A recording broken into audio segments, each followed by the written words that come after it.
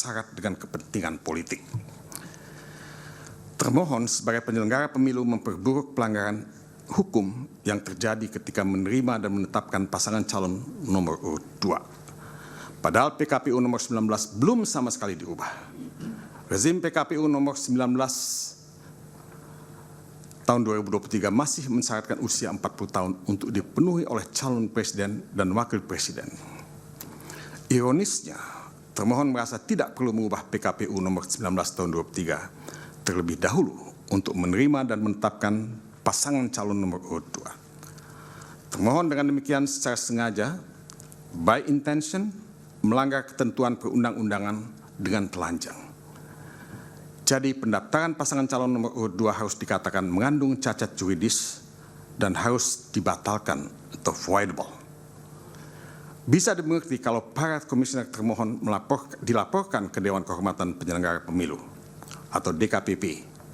Dan DKPP pun telah menyatakan termohon melanggar etika dan memberikan peringatan keras tertulis kepada Ketua KPU Hashim Asyari. Saya tidak membacakan apa yang ditulis oleh DKPP. Tapi itu diberikan peringatan keras terakhir. Sangat jelas bahwa pendaftaran dan penetapan pasangan calon nomor urut 2 melanggar hukum dan etika, cacat prosedural dan harus dibatalkan. Tetapi harus ditambahkan pula bahwa keseluruhan proses pemilihan umum dalam hal ini Pilpres 2024 penuh dengan pelanggaran yang serius yang harus dikategorikan sebagai pelanggaran yang sifatnya terstruktur, sistematis, dan masif atau TSM. Badan Pengawas Pemilihan Umum atau Bawaslu pada tanggal 15 Februari 2024 sehari setelah pencoblosan mengeluarkan siaran pers yang intinya menyatakan ada 19 masalah pada pemungutan dan penghitungan suara Pilpres 2024 yang diantaranya terdiri dari ada 37.466 tempat pemungutan suara, selanjutnya disebut TPS, yang mengalami pembukaan pemungutan suara di atas pukul 7 waktu setempat. Ada 12.284 TPS di mana alat bantu disabilitas netra tidak tersedia. Ada 10.496 TPS di mana logistik pemungutan suara tidak lengkap. Ada 8.219 TPS di mana pemilih khusus menggunakan hak pilihnya tidak sesuai dengan domisili KTP elektronik. Ada 6.084 TPS di mana terdapat surat suara tertukar. Ada 5.449 TPS di mana KPPS tidak menjelaskan tata cara pelaksanaan pemungutan dan penghitungan suara. Ada 2.271 TPS di mana didapati terjadi intimidasi kepada pemilih dan atau penyelenggara pemilu di TPS. Dan masalah-masalah lainnya yang tidak saya kutip pada kesempatan ini. Majelis Hakim yang kami muliakan, semua masalah yang dikemukakan oleh Bawaslu di atas bukanlah masalah sepele.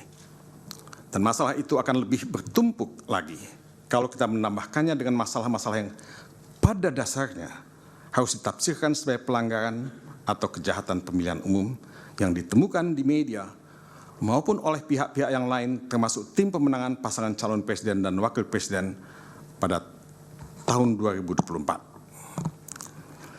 Kami sebagai pemohon mencatat ribuan pelanggaran pemilihan umum pada tahap pra-pemilihan yang sangat serius dan pasti mempengaruhi perilaku pemilih yang mencoblos di TPS pada tanggal 14 Februari. Pelanggaran yang terjadi mencakup intervensi kekuasaan, ketidaknetralan aparat penegak hukum, aparat sipil negara atau ASN, maupun kepala desa, politisasi bantuan sosial, blackmail campaign, dan pelanggaran-pelanggaran lainnya yang seluruhnya bersumber dari satu hal, adanya nepotisme yang dilakukan oleh Presiden Joko Widodo yang kemudian melahirkan abuse of power, terkoordinasi guna memenangkan pasangan calon nomor urut 2 dalam satu putaran. Nepotisme yang dilakukan oleh Presiden Joko Widodo dalam Pilpres 2024 dilakukan begitu rapi, secara terstruktur, sistematis, dan masif, yang pada akhirnya membuat Pilpres 2024 hanya menjadi aksi teatrikal belaka. Anggaran negara dihabiskan, etika diabaikan, demokrasi dirusak. Demi apa semua ini dilakukan? Jawabannya sekali lagi hanya satu, memenangkan pasangan calon nomor urut 2 dalam satu putaran. Ketika semua pelanggaran tadi ditambah dengan jumlah pelanggaran yang dicatat oleh pemantau pemilu, termasuk masyarakat sipil atau civil society, maka akan terang benderang di mata kita semua bahwa Pilpres 2024 ini adalah pemilihan umum terburuk sepanjang sejarah pemilihan umum kita. Karena magnitude pelanggaran yang begitu terstruktur, sistematis, dan masif, maka sangat beralasan kalau Mahkamah Konstitusi memutuskan diadakannya pemungutan suara ulang di seluruh Indonesia, karena hanya hal inilah yang mampu memulihkan kembali integritas pemilihan umum dan pemilihan presiden di bumi tanah air Indonesia. Majelis Hakim yang mulia, apa yang menjadi pertaruhan dalam Pilpres 2024 bukanlah sekedar masalah menang kalah dalam pemilihan umum. Yang menjadi pertaruhan dalam Pilpres 2024 ini adalah kedaulatan rakyat yang dipasung, ya, rakyat memilih tapi sesungguhnya tidak memilih. Karena mereka hanya datang ke TPS digerakkan oleh algoritma kekuasaan yang mengarahkan mereka memilih pasangan calon presiden dan wakil presiden yang sudah ditentukan. Algoritma ini kemudian masuk pada aplikasi information technology atau IT yang digunakan oleh termohon dan juga aplikasi quick count yang dipakai oleh lembaga survei. Sejak awal perolehan suara sudah ditentukan, membenarkan banyak pernyataan di Indonesia bahwa pada Pilpres 2024 hasilnya sudah ketahuan sebelum pemungutan suara atau apa yang disebut sebagai it is a foregone conclusion. Ini membenarkan pernyataan banyak pihak termasuk Presiden Joko Widodo dan pendukung pasangan calon nomor urut 2 bahwa mereka akan menang dalam satu putaran. Ironisnya, Majelis Hakim yang mulia, jumlah suara mereka sudah diramalkan akan mencapai angka di atas 58% suara. Pasangan presiden dan wakil presiden peserta pemilihan umum presiden nomor urut 1, ya, hanya mendapat sekitar 23% dan suara pemohon berkisar pada angka 17%. Hasil rekapitulasi penghitungan dan suara pemohon berkisar pada angka 17%. Sorry, saya ulangi kembali. Hasil rekapitulasi penghitungan suara termohon menghasilkan persentase perolehan suara yang kurang lebih sama. Vox Populi, Vox Dei. Suara rakyat, suara Tuhan. Adagium ini sudah kehilangan makna. Vox Populi, Vox Dei yang mencerminkan adanya kedaulatan rakyat sama sekali sudah hilang. Rakyat tidak lagi berdaulat dengan suara mereka. Semua pelanggaran dan kejahatan yang terjadi dalam Pilpres 2024 telah menggerus dan menafikan kedaulatan rakyat, membunuh demokrasi itu sendiri. Intervensi kekuasaan, politisasi bantuan sosial, mobilisasi kepala desa, kriminalisasi terhadap yang tidak tunduk pada kekuasaan, karakter assassination dalam bentuk yang terstruktur, sistematik, dan masif telah membunuh hukum dan demokrasi. Pemerintah telah mengubah rule of law menjadi rule by law. Memang hukum itu dipersiapkan dengan seksama untuk membenarkan semua tindakan penguasa membeli dan mendapatkan suara rakyat, sehingga semua pengangkatan penjabat, pemberian bantuan sosial, kriminalisasi by design, hukum digunakan untuk memuluskan pemenangan Pilpres 2024 dalam satu putaran. Di negara-negara otoritarian, penyalahgunaan hukum dan lembaga hukum itu menjadi sesuatu yang niscaya. Dan kita harus mengakui bahwa pemerintah kita memang berdasar pada rule by law. Majelis Hakim yang kami muliakan, secara perlahan tapi pasti demokrasi sedang dibunuh. Dibunuh secara elektoral, dibunuh secara legal. Buku How Democracy Dies, tulisan Stephen Levitsky dan Daniel Ziblatt, menarik untuk dikutip. Ya, saya ingin mengutip beberapa bagian dari buku itu. Sebetulnya bahasa Inggrisnya lebih pas ketimbang terjemahannya. Ya. Democracies may die at the hands not of generals but of elected leaders, president or prime ministers who suffered the very process that brought them to power. Some of these leaders dismantled democracy quickly, as Hitler did in the wake of the 1933 Reichstag fire in Germany. More often, though, democracies erode slowly in barely visible steps. Saya tidak begitu happy dengan penerjemahannya, tapi saya baca saja. Demokrasi bisa mati bukan di tangan jenderal, melainkan di tangan pemimpin terpilih, apakah itu presiden atau perdana menteri, yang membajak proses yang membawa mereka ke kekuasaan. Beberapa pemimpin demikian membubarkan demokrasi dengan cepat, seperti Hitler sesudah kebakaran Reichstag 1933 di Jerman. Tapi yang lebih sering adalah demokrasi tergerus pelan-pelan dalam langkah-langkah yang nyaris tidak kasat mata. Pada bagian lain dari buku tersebut, di atas ditulis seperti ini. Most countries hold regular election. Democracy still die, but with different means. Since the end of the Cold War, most democratic breakdowns have been caused not by generals and soldiers, but by elected governments themselves. Like Chavez in Venezuela, elected leaders have subverted democratic institutions in Georgia, Hungary, Nicaragua, Peru, the Philippines, Poland, Russia, Sri Lanka, Turkey, and Ukraine. Democratic backsliding today begins at the ballot box. Ini juga menarik terjemahannya, tapi ya, sebagian besar negara mengadakan pemilu secara teratur.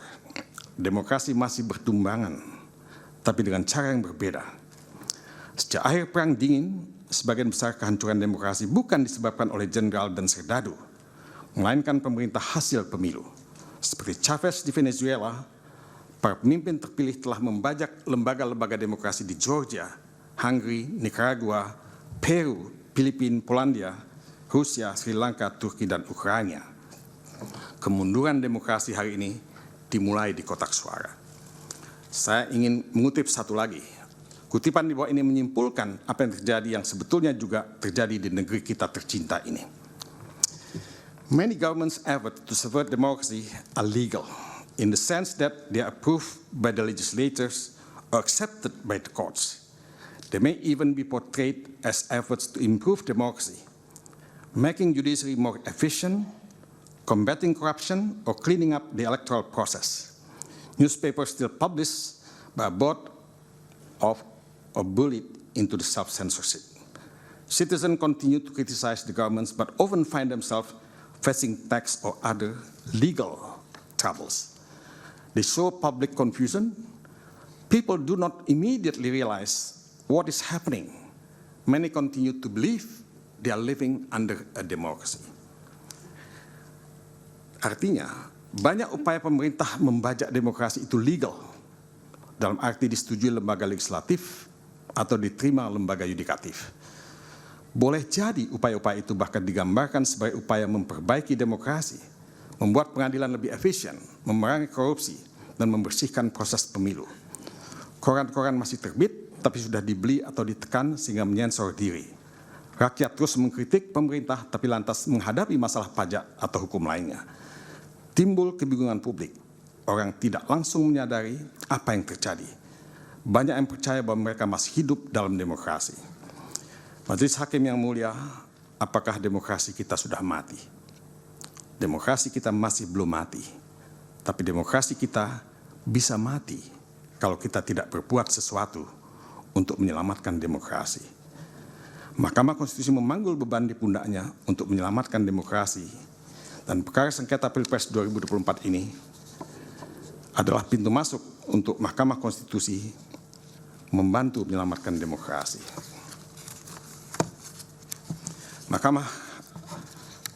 Hakim Mahkamah Konstitusi yang mulia, selanjutnya pembacaan ini akan dilanjutkan oleh kolega kami, Anissa Ismail.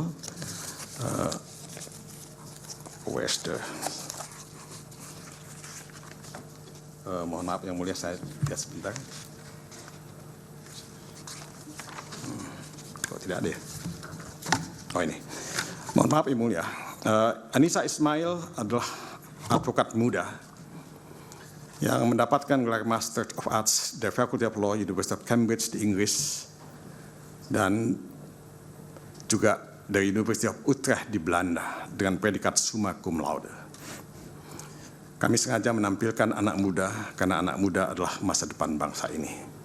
Kemudian juga seharusnya ada Advokat Damian Agatha Jurens, seorang mahasiswa terbaik dari Fakultas Hukum Universitas Indonesia dan mendapatkan Master of Law dari Melbourne University.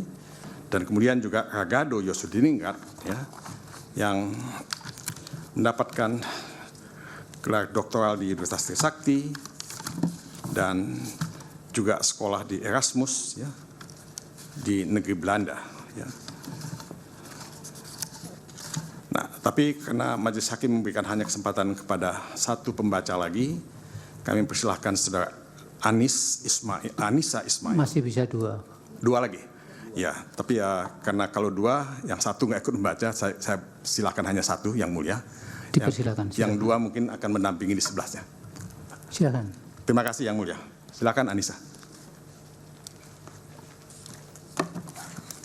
Izin Yang Mulia. Bismillahirrahmanirrahim.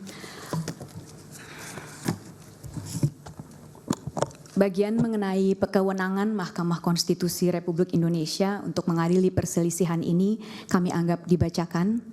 Begitu juga penjelasan mengenai kedudukan hukum pemohon.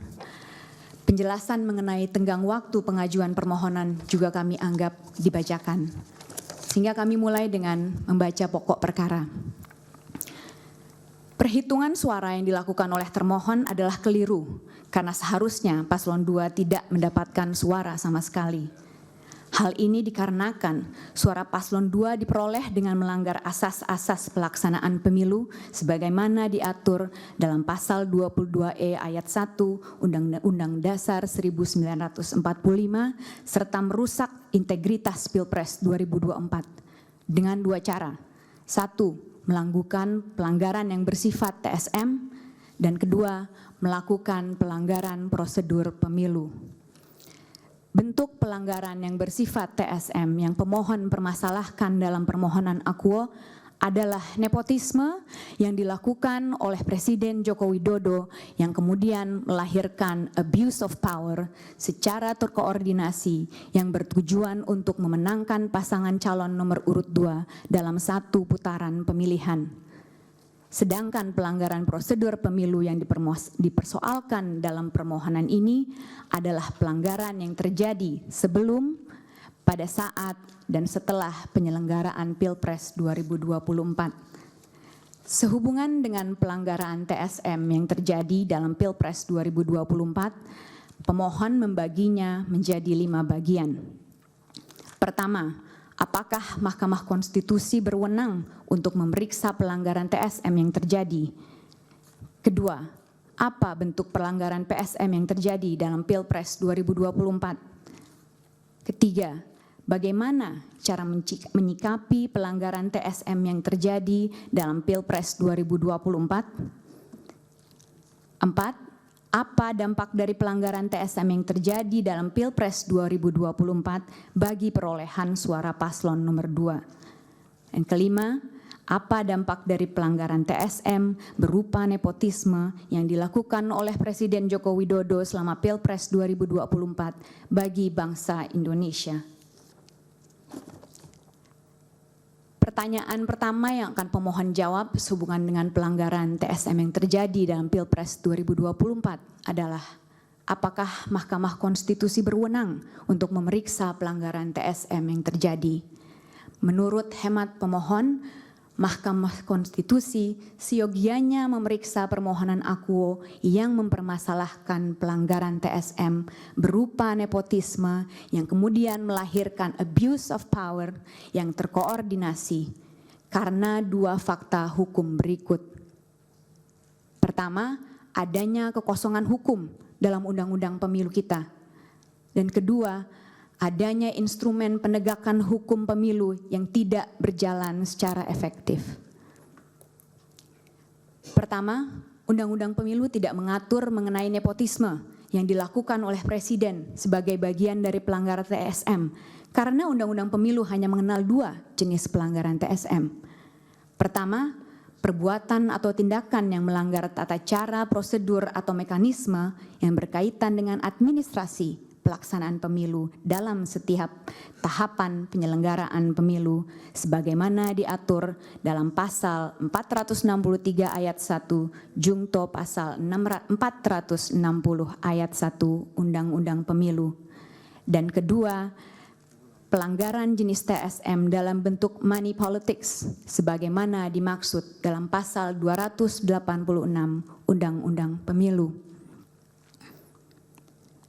Kedua, penyelenggara pemilu yang ada tidak efektif dalam menjalankan tugasnya sehingga membuat Pilpres 2024 menjadi pemilu yang syarat dengan nepotisme dan pelanggaran.